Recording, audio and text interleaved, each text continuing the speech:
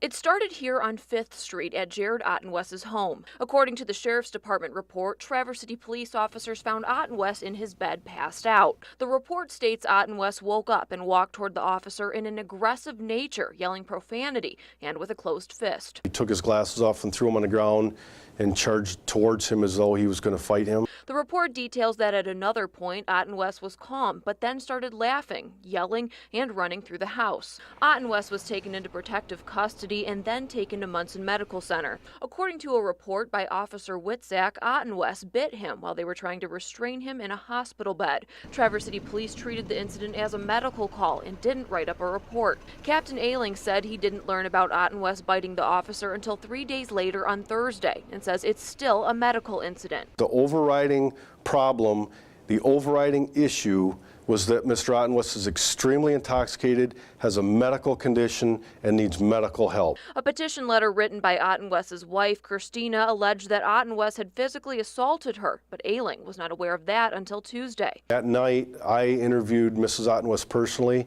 and she assured me there was not an assault of any kind.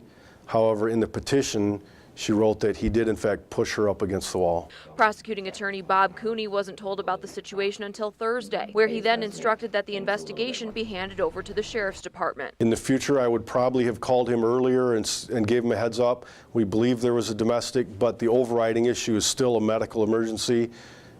So I could have given him the information earlier. I don't think it would change the outcome at all. Obviously, I have a different opinion about how this incident should have been investigated and dealt with than the Traverse City Police Department. I'm sure that Chief Warren and I will be having a discussion about that